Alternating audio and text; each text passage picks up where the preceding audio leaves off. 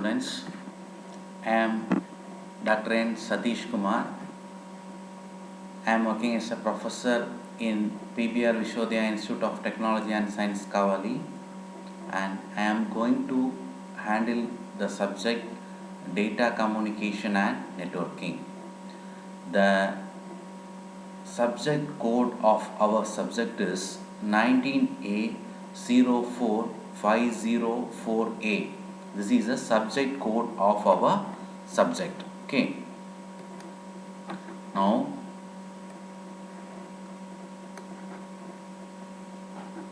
the textbook of our subject is Data Communication and Networking by B.A. Firozan. The edition of the book is 4th edition. The reference book is Computer Networks by A.S. Tannenbaum, Prentice Hall, India. Publishers is Prentice Hall, India.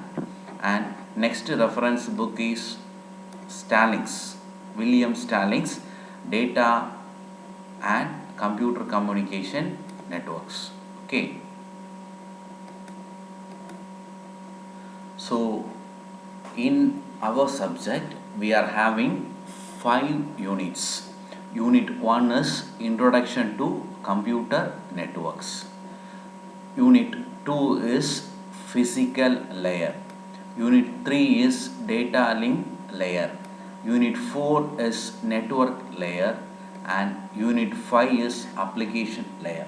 So, we are having totally 5 units. And the name of the first unit is Introduction to Computer Networks, and the second unit name is Physical Layer, third unit name is Data Link Layer, fourth unit name is Network Layer, and fifth unit name is Application Layer. Now, first we are going to see what is data and what is data communication.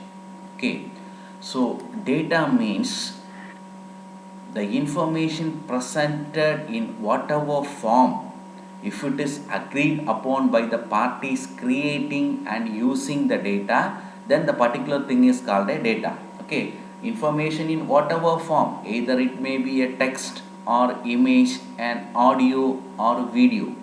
So, if it is agreed upon by the party which is creating it and it is using it, then the particular thing is called a data. Now, what is data communication? Data communication is nothing but the exchange of data between two devices via some form of transmission medium such as wireless cable or radio waves. What is data communication? Data communication is nothing but it is the exchange of data between two devices via some transmission medium. Now, we are going to study the components of data communication. So, there are 5 main components of data communication. The first component is a message. The message may be a text or number or pictures or audio and video.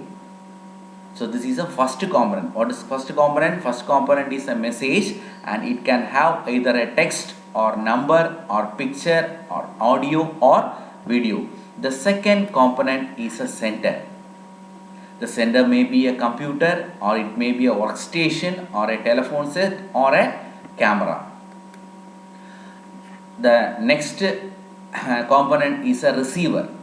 The receiver may be a computer, workstation, telephone handsets or a television.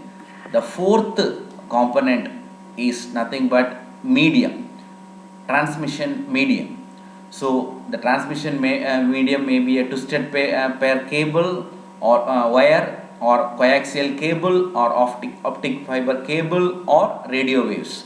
And the last one, fifth one is protocol. What is protocol? Protocol is nothing but a set of rules that governs the data communication. It explains when to communicate, how to communicate and where to communicate. That is nothing but the protocol. What is protocol? It is a set of rules that governs the data communication. Now, next topic is data flow. Data can flow in three ways. First one is simplex. Simplex means the data can flow in only one direction. So this is an example, that is, here the data is flowing from mainframe to monitor, or when your keyboard to monitor. This is simplex mode. Second one, half duplex. Here the data can flow in both the direction, but it has to flow in different time. At the same time it can't flow in both the direction, but it can flow, but the flow of data must be at different times. The example of half duplex is our walkie-talkie. So we have seen the policeman who are using the walkie-talkie. After talking, they will be saying over. So after telling over, the policeman in the next side, he will start communicating. Okay, after the person who is talking and the next side stops communicating, the person in the other, or the policeman in the other side start communication. This is start communicating. This is nothing but half duplex mode. Next one is full duplex. Full duplex is the data can flow in both direction at the same time. Our telephone network is a best example of the full duplex mode. Next, network. What is mean by a network? A network is nothing but a set of devices connected by communication links. What is network? A network is a set of devices. The devices, what we will be calling it as nodes. This node can be a computer or printer or any other device capable of sending or receiving data generated by other nodes of the network. So, network criteria. A network must be able to meet a certain number of criteria. The most important criteria are performance, reliability, and security. Performance. The performance of a network is measured in terms of many factors. First, we are measuring it by two important things. One is the transit time, and the next one is the response time. Transit time is nothing but the time taken by the network to send one data. Response time is nothing but if anything is happened to the network, you are putting one query, how much time it is taking to give a response. That is nothing but the response time. Next one is the reliability. The reliability is nothing but reliability depends upon how frequently the network is going into failure and how fast it is coming from that or recovering from that failure. It is nothing but the reliability. Next one, security. When you are sending some important information along the network, then the data should be secure. Okay, that is security. So these are the important criteria of the network, that is performance, reliability, and security.